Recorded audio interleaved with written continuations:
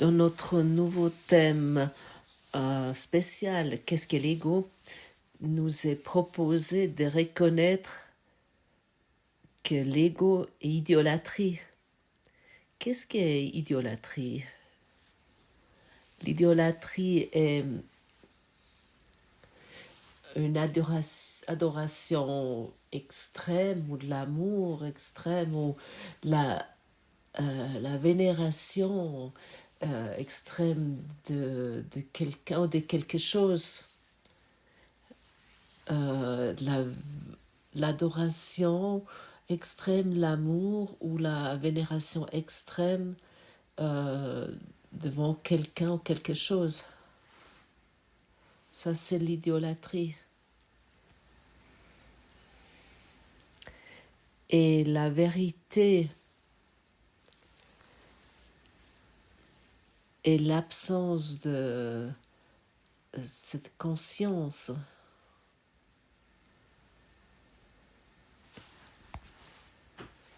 Est-ce que tu peux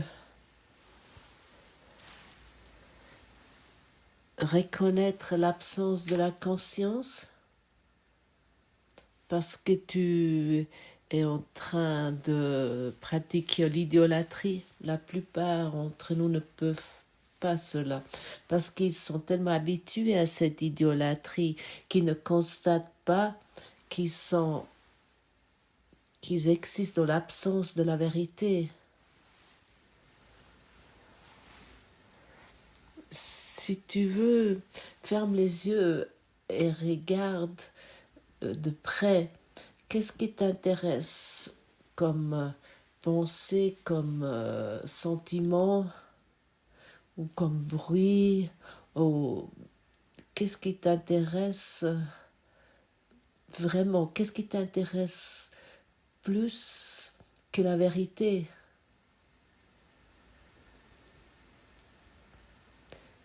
Qu'est-ce qui t'intéresse plus que la vérité?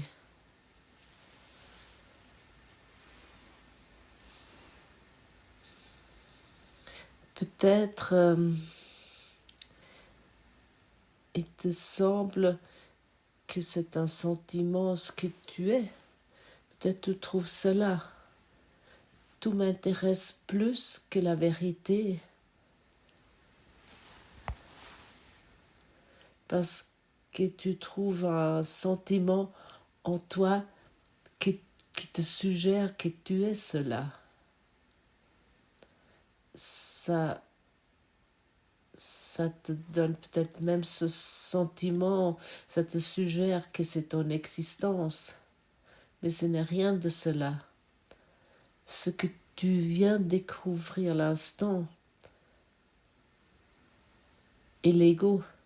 L'ego est celui qui idolâtre, qui va être idolâtré, vénéré et aimé. Et l'ego est celui qui nous met dans cette idée de nous tourner vers l'extérieur sans cesse. Et autant que nous nous concentrons vers l'extérieur, autant que nous sommes dans la peur, peu importe ce que nous regardons, peu importe si nous le considérons comme beau dans la peur ou comme quelque chose que nous réfutons dans la peur, ça n'a aucune importance. Tout ce que nous regardons depuis la perspective de l'ego, c'est depuis la peur. Et l'ego, nous regardons vers l'extérieur et nous sommes invités de regarder en dedans parce que la peur est en prison dans le monde et puis le pardon la libère, la rend libre. La peur lie le monde, la peur le rend libre. La peur est normalement définie comme un sentiment désagréable Et chacun d'entre nous sait de quoi je parle.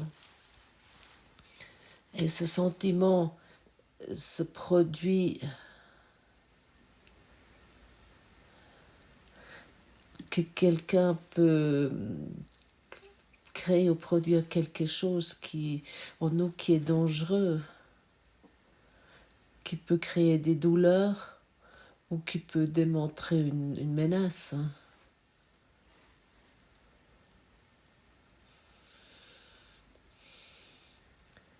Et lorsqu'il s'agit de l'ego, la peur et la conviction et la peur et la conviction que la vérité est menaçante, que cela peut créer des souffrances et que c'est une véritable menace.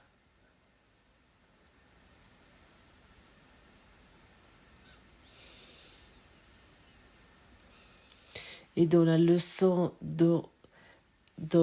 d'aujourd'hui, dit l'ego fait les illusions. Et une autre façon d'exprimer cela est que la concentration vers l'extérieur fait des illusions. Formuler encore autrement, l'attachement à des objets, y compris nos pensées, fait des illusions. Et la vérité va dissoudre les illusions.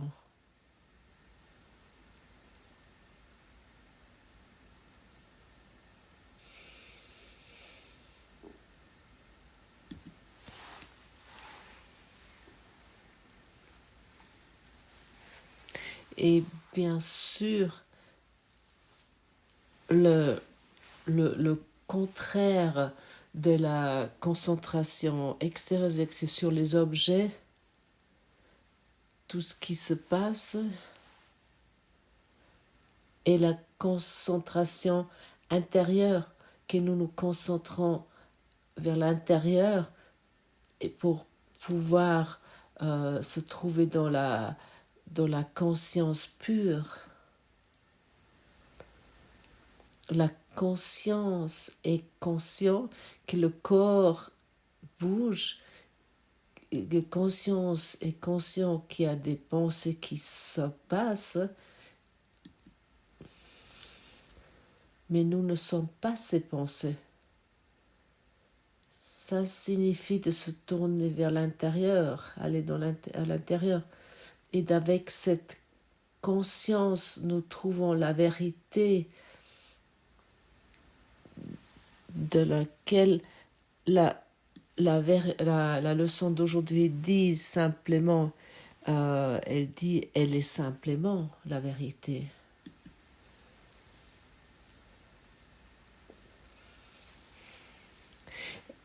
Avec cette conscience, avec cette présence, notre vraie conscience va être sortie de ces fantaisies, de ces fantasmes, et elle s'éveille à la vérité. Et sans pardon, notre esprit est enchaîné et croit à sa propre futilité.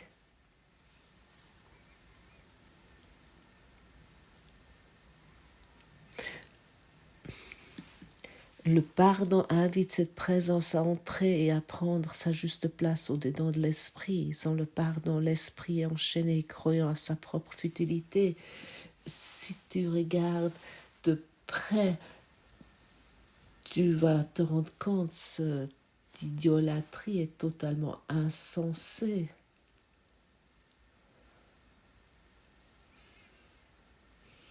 Et c'est totalement insane d'idolâtrer l'ego, de toujours vouloir cet ego, de donner toutes les possibilités à l'ego de rendre les illusions réelles.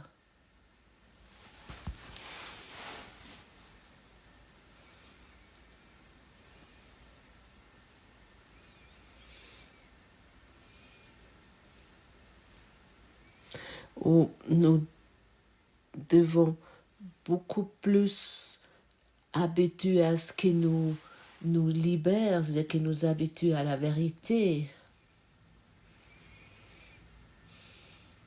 qui est immuable et qui ne change pas. Finalement, lorsque nous disons cela, nous pourrons regarder dans le monde sur tout ce qui est muable, aussi la terre se tourne, et tout ce qui se change est de l'idolâtrie. Tout ce qui est muable est l'idolâtrie.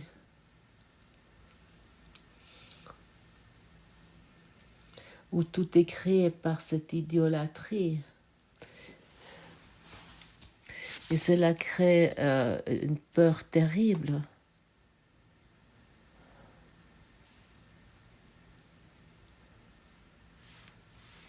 Et finalement, nous sommes le cœur de la vérité et qui bat sans cesse et infiniment. Et nous nous sommes habitués à la peur. Personne d'entre nous appellera la peur son ami. Mais pendant que nous nous sentons confortables dans ce monde, nous sommes des prisonniers volontairement de la peur. Nous espérons que la peur nous protège. Est-ce que cela n'est pas totalement fou? Oui. Vérifie cela chez toi. Tout ce que nous faisons dans ce monde reflète la peur. Vérifie cela pour toi. N'écoute pas seulement ces mots. Et dis quelque chose, peut-être ça te convient, peut-être ça ne te convient pas, peu importe. Mais vérifie-le. Pour que chaque chose que tu fais n'ait plus la peur, mais ça s'épanouit dans l'amour. Pour que l'amour puisse s'épanouir.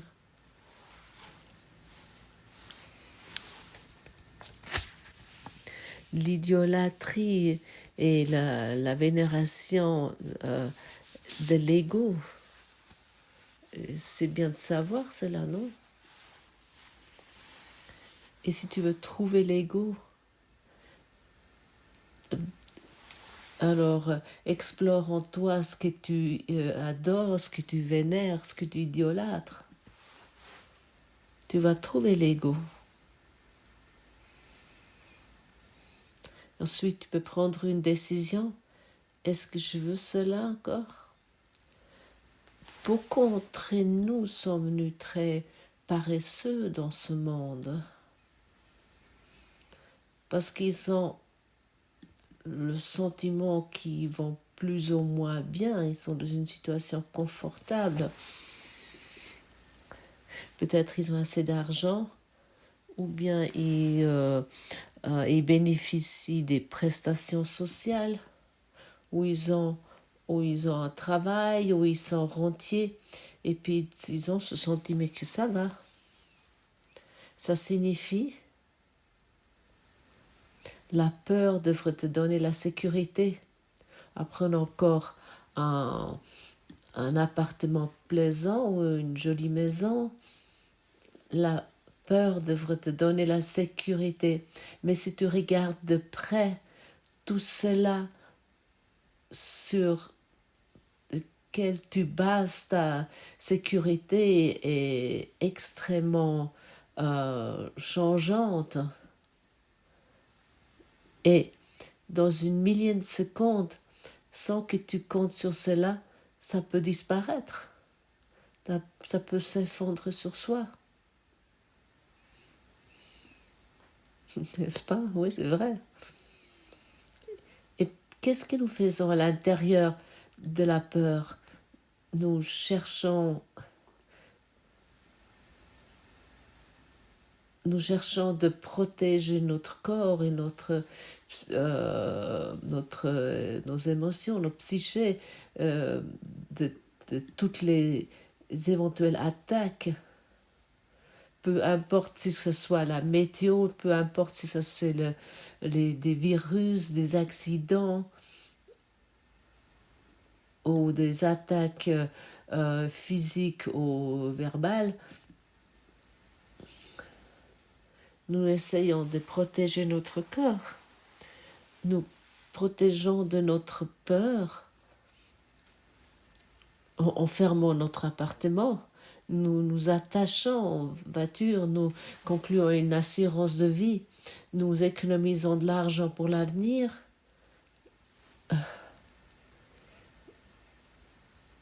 Nous essayons de faire nous faisons des activités physiques, nous nous nourrissons d'une façon sainement, nous rencontrons des gens qui sont convenables, qui sont justes.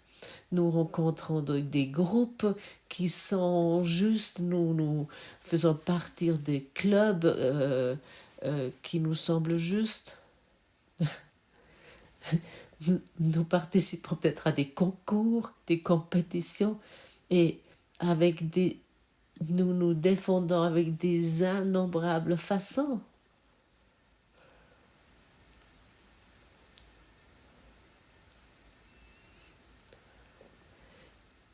Il n'y a rien à redire sur toutes ces activités, sur toutes ces choses.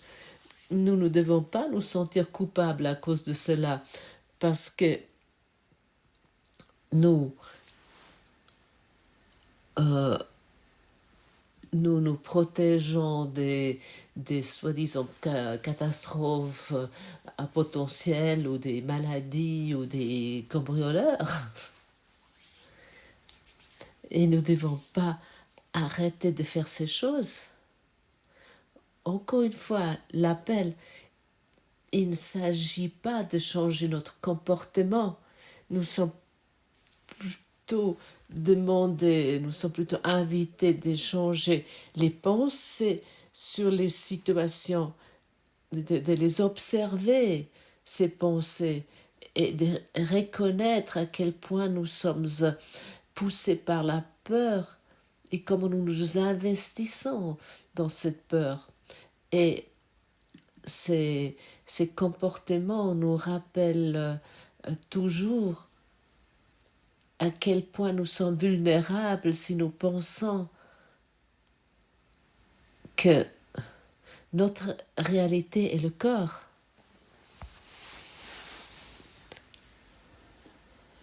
Que notre réalité est l'ego, l'idolâtrie.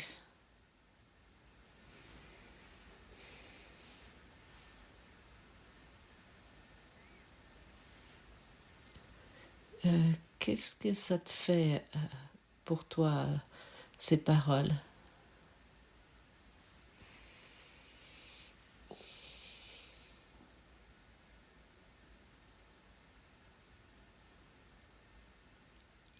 Ces mots sont dits pour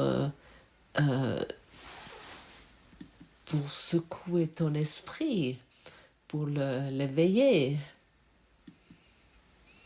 pour que tu ne te reposes plus dans la peur et que tu crois que tu vas te débrouiller plus ou moins bien, avec une plus ou moins bonne santé.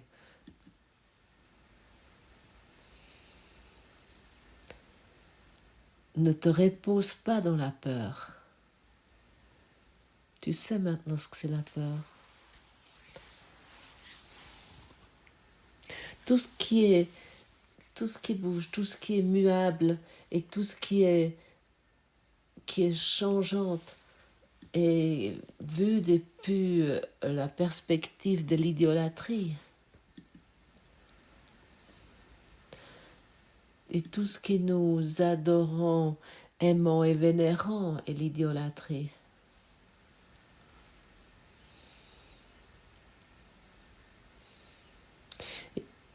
Et pourquoi devrons-nous continuer à idolâtrer, vénérer, adorer notre ego? Enfin, l'ego? Quel sens a cela? Pourquoi devons-nous continuer à protéger la peur? De donner la possibilité à la peur de terminer notre existence?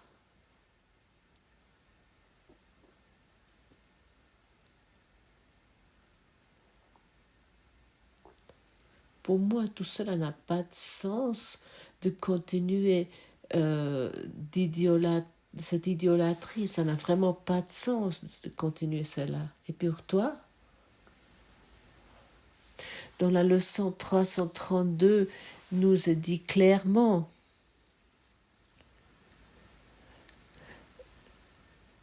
la peur lie le monde et le pardon le rend libre.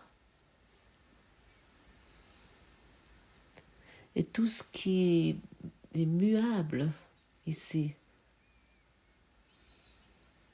et chaque chose et chaque événement qui se démontre ici est l'invitation au pardon et pas d'agir. L'action est suite au pardon, elle suit le pardon, mais pas avant.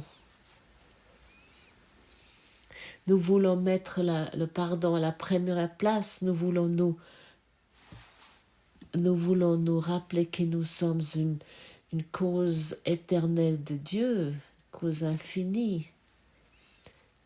Et ça, nous pouvons uniquement le reconnaître en regardant avec le pardon sur les choses. Et ne pas en essayant avec une peur impuissante de combattre ou d'essayer de régner sur la peur.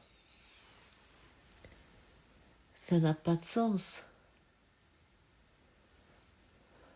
Mais en fait, c'est le système de base de la pensée égotique de gérer la peur avec notre peur existante.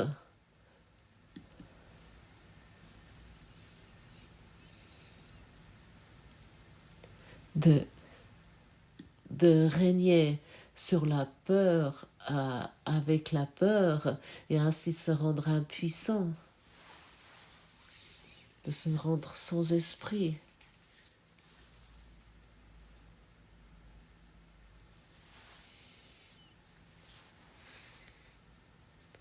Et la vérité est l'absence de la peur. Et autant que nous donnons encore attention à la peur et c'est notre préoccupation, à ce moment-là, nous ne pouvons pas voir la vérité, nous ne pouvons pas l'expérimenter. Et ainsi, je t'invite de regarder ta paresse, dans quel domaine de vie tu t'es installé confortablement.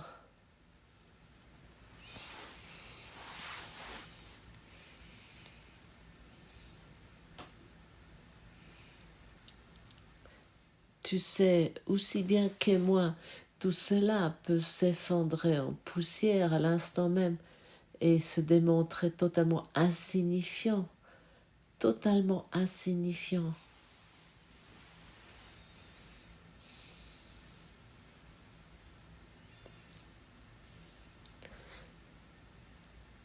Car nous basons notre sécurité sur des choses qui se terminent, qui finissent, qui sont muables et qui finissent à un moment donné. Et ainsi nous nous attachons nous-mêmes à ce monde. L'ego fait des illusions et la vérité dessous ces mauvais rêves. La vérité défait, l'ego fait des illusions, la vérité défait ses rêves mauvais en les dissipant par sa lumière.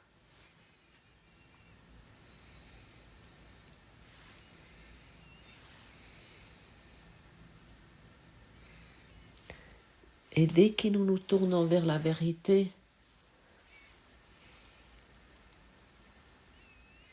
nous dissipons nos illusions.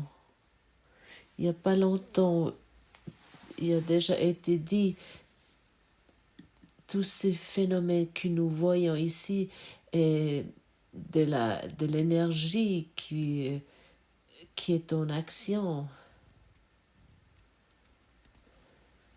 Et cette énergie en action, donc alors tout qui est muable et qui finit est la peur.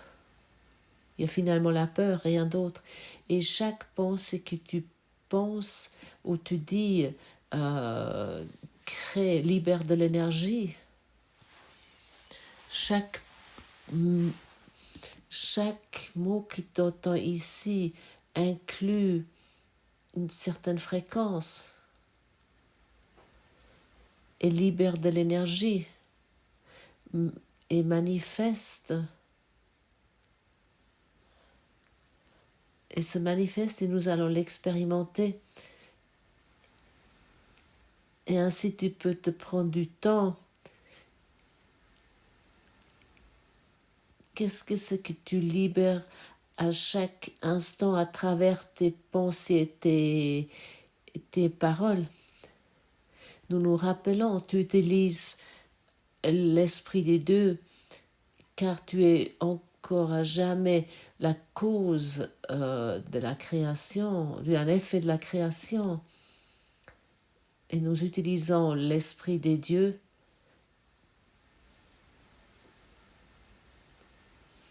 pour que, avec tes pensées à la sécurité et de choses similaires, que tu manifestes avec tes mots ce qu'en vérité tu ne veux pas.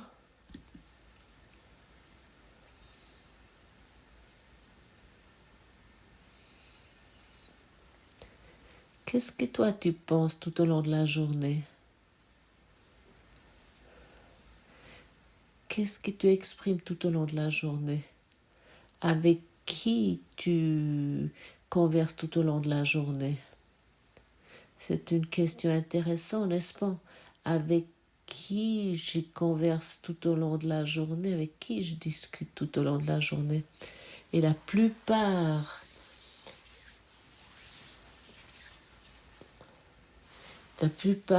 pratiquent l'idolâtrie dans leur monologue intérieur sans se rendre compte.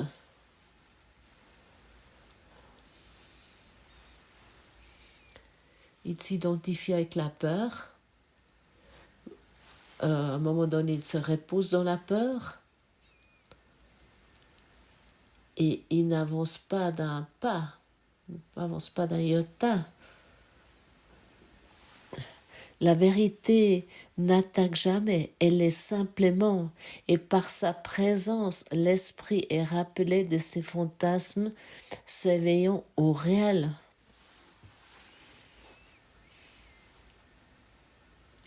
Le pardon invite cette présence à entrer et à prendre sa juste place au-dedans de l'esprit. Sans le pardon, l'esprit est enchaîné, croyant en sa propre futilité. Or, avec le pardon, la lumière luit à travers le rêve de ténèbres, lui offrant l'espoir et lui donnant le moyen de se rendre compte de la liberté qui est son héritage.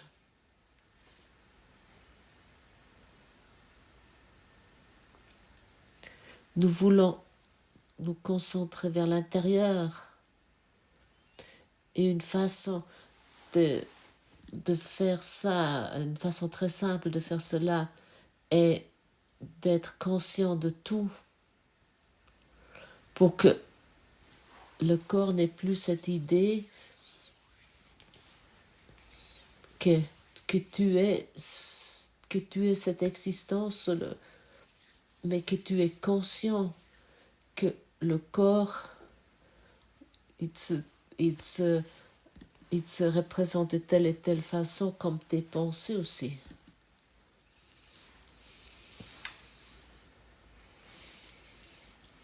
Et je te demande maintenant, qu'es-tu? Décide-toi. Il est temps de prendre une décision. Chacun veut qu'il aille mieux, mais il ne prend pas de décision parce qu'il est devenu paresseux dans la peur, parce qu'il essaie de trouver une solution dans la peur. Et ça, c'est ce cercle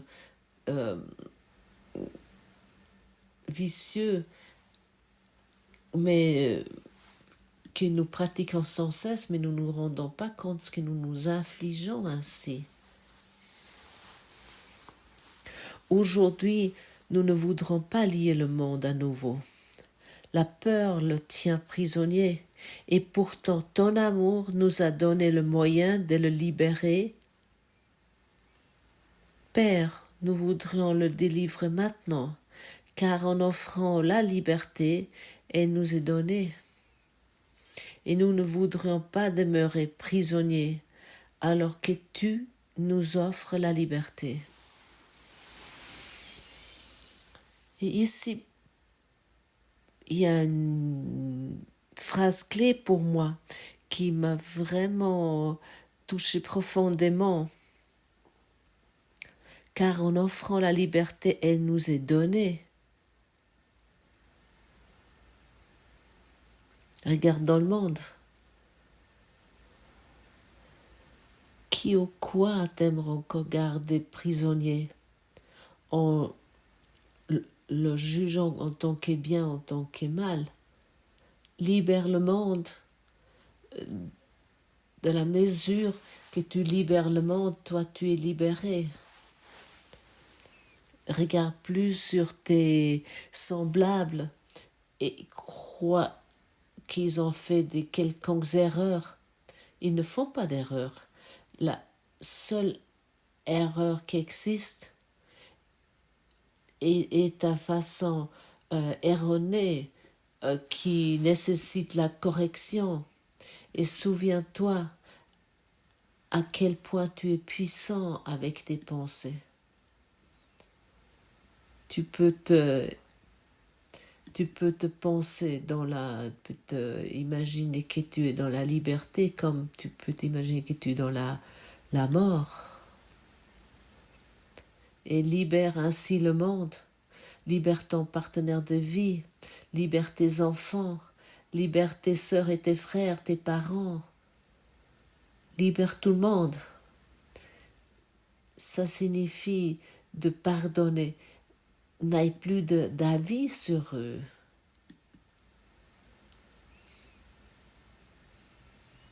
N'aie plus d'idées sur eux. Tu te trompes. Tu idolâtres des idoles. Tu idolâtres la peur. Tu idolâtres les limitations. Tu idolâtres l'isolement, la solitude.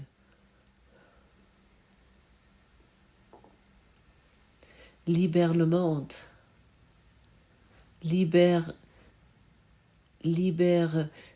tous les êtres qui t'apparaissent dans ton esprit et tu vas expérimenter la liberté. C'est une formulation très simple qui peut t'avancer énormément et finalement qui est très facilement à pratiquer. Et si tu ne sais pas comment cela fonctionne, que cela devrait fonctionner, alors je t'invite euh, de, encore une fois regarder la vidéo de la méthode Sedona. Euh, Ça, je vous dis en tant que Ruth Maria, la traductrice, je l'ai mis il y a à peu près une semaine en ligne.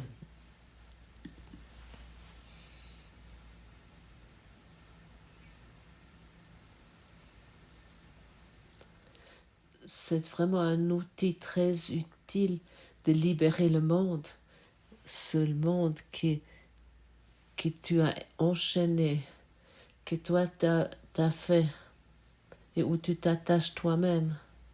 Merci.